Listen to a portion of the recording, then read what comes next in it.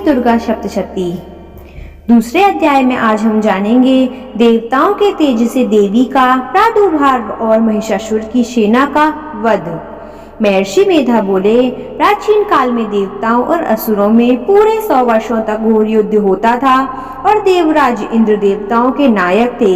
इस युद्ध में देवताओं की सेना परास्त हो गई थी और इस प्रकार संपूर्ण देवताओं को जीत महिषासुर इंद्र बना बैठा था। युद्ध के पश्चात हारे हुए देवता प्रजापति श्री ब्रह्मा और उनको साथ लेकर उस स्थान पर पहुँचे जहाँ पर श्री भगवान विराजमान थे। देवताओं ने अपनी हार का सारा वृतांत भगवान श्री विष्णु और शंकर जी से कह सुनाया।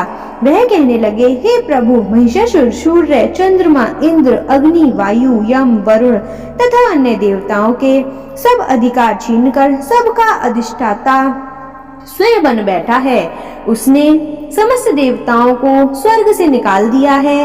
वह मनुष्य की पृथ्वी पर विचार रहे हैं। दैत्यों की सारी करतूत हमने आपको सुना दी है और आपकी शरण में इसलिए आए हैं कि आप उनके वध का कोई उपाय सोचें। देवताओं की बातें सुनकर भगवान श्री विष्णु और शंकर जी को दैत्यों पर बड़ा गुस्सा आया। उनकी भौहें तन गईं और आंखें लाल हो गईं। गुस्से में भरे हुए भगवान विष्णु के मुख से बड़ा भारी तेज निकला और उसी प्रकार का तेज भगवान शंकर, ब्रह्मा और इंद्र आदि दूसरे देवताओं के मुख से प्रकट हुआ। फिर वह सारा तेज एक में मिल गया और तेज का पुंज वह ऐसा दिखता था जैसा कि ज्वालायमान पर्वत हो। देवताओं ने देखा कि उस पर्वत की ज्वाला चारों ओर फैली हुई थी और देवताओं के शरीर से प्रकट हुए तेज की किसी अन्य तेज से तुलना नहीं हो सकती थी। एक स्थान पर इकट्ठा होने पर वह तेज एक देवी के रूप में परिवर्तित हो गया और अपने प्रकाश से तीनों लोगों के व्यापक ज्ञान जान पड़ा। वह भगवान शंकर का तेज था। उससे देवी का मुख प्रकट हुआ। यमराज के तेज से उसके शरीर के बाल बने। भगवान विष्णु के तेज से उनकी भुजाएं बनी। चंद्रमा के तेज से दोनों स्तन और इंद्र के तेज से जांघा और पिंडली बनी और पृथ्वी के तेज से नितंब भाग बना। ब्रह्मा के तेज से दोनों चरण और सूर्य के तेज से उनकी उंगलियां पैदा हुईं। वसुओं के तेज से हाथों की उंगलियां और कुबेर के तेज से नासिका बनी। प्रजापति के तेज से उसके दांत और अग्नि के तेज से उसके नेत्र बने। संध्या ने तेज से उसकी भौहें और वायु के तेज से उनके कान प्रकट हुए। इस प्रकार उस देवी का प्रादुर्भाव हुआ। महिषासुर से प्रजापत पराजित देवता उस देवी को देखकर अत्यंत प्रसन्न हुए। भगवान शंकर ने अपने त्रिशूल में से एक त्रिशूल निकालकर उस देवी को दिया और भगवान विष्णु ने अपने चक्र में से एक चक्र निकालकर उस देवी को दिया। वरुण ने अपने चक्र में से एक चक्र निकालकर उस देवी को दिया। वरुण ने देवी को शंख भेंट किया। अग्नि ने इसे शक्ति दी। वायु ने उन्हें धनुष और बाण दिया। सहस्त्र नेत्रों वाले श्री देवराज इंद्र ने उन्हें अपने व्रज में उत्पन्न करके व्रज दिया और ऐरावत हाथी का घंटा उतार कर देवी को भेंट किया। यमराज ने उसे काल दंड से एक दंड दिया। वरुण ने उसे पाश दिया।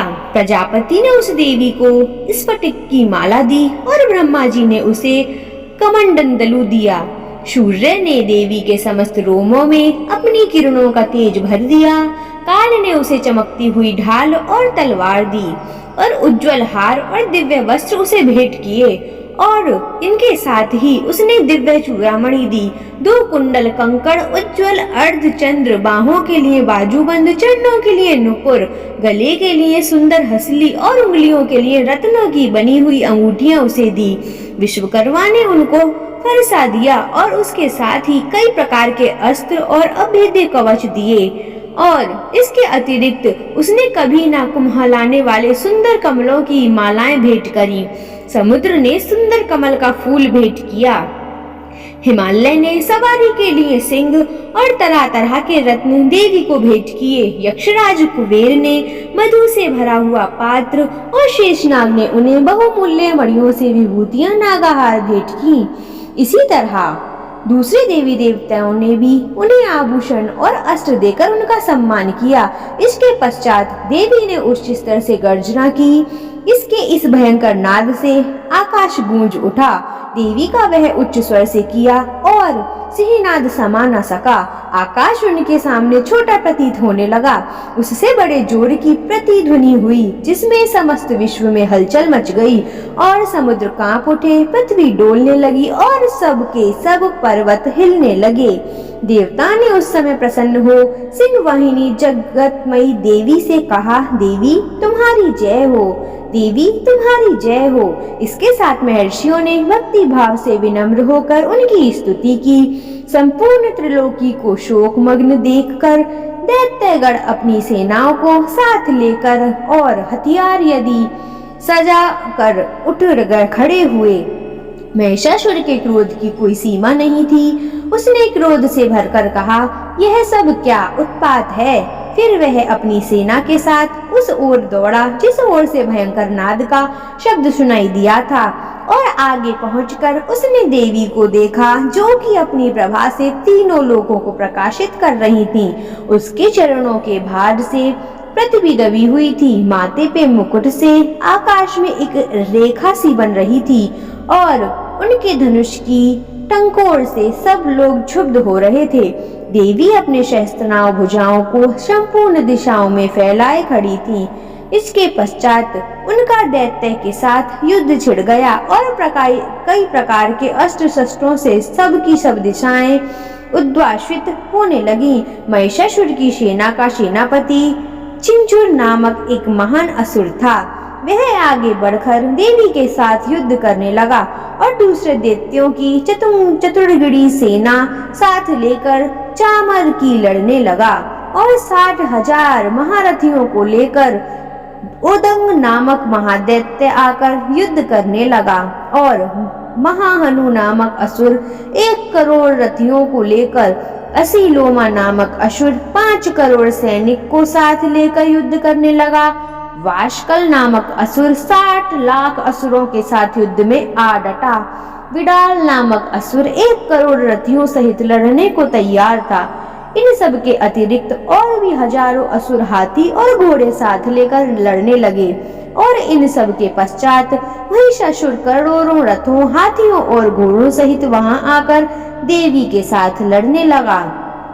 सभी असुर तोमर, भिंदीपाल, शक्ति, मुसल, खड़ंगों, फरसों, पट्टियों के साथ रणभूमि में देवी के साथ युद्ध करने लगे। कई शक्तियां फेंकने लगी और कोई अन्य शस्त्राती। इसके पश्चात सब दैत्य अपनी अपनी तलवारें हाथों में लेकर देवी की ओर दौड़े और उसे मार डालने का उद्योग करने लगे। मगर देवी ने क्रोध में भरकर खेल ही खेल में उनके सब शस्त्रों को काट दिया। इसके पश्चात ऋषियों और देवताओं ने देवी की स्तुति आरंभ कर दी और वह प्रसन्न होकर असुरों के शरीर पर अस्त्र शस्त्र की वर्षा करती रही।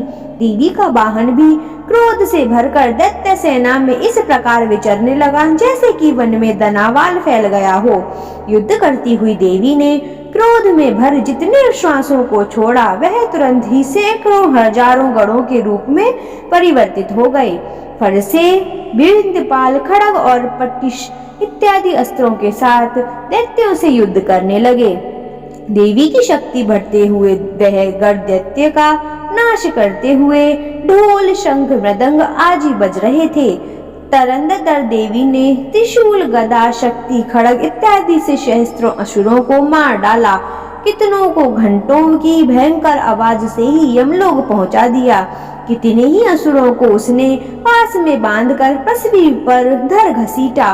कितनों को अपनी तलवार से टुकड़ों टुकड़ों कर दिया और कितनों को गदा की चोट से धरती पर सुला दिया।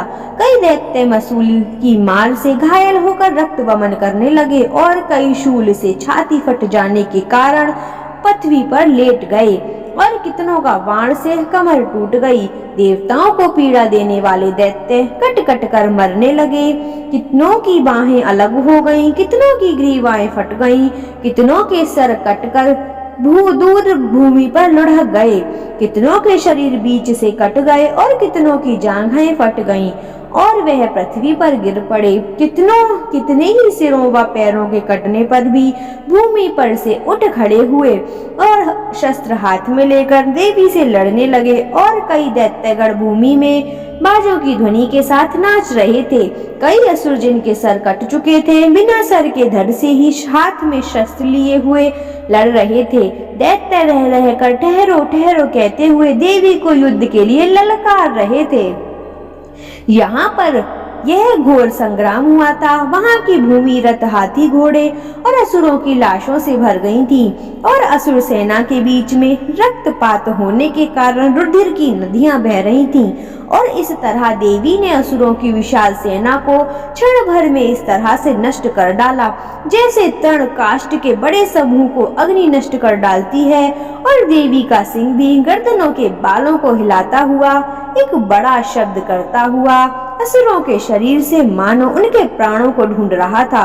वहां देवी के गण ने जब दैत्यों के साथ युद्ध किया तो देवताओं ने प्रसन्न होकर आकाश से उन पर पुष्प वर्षा की।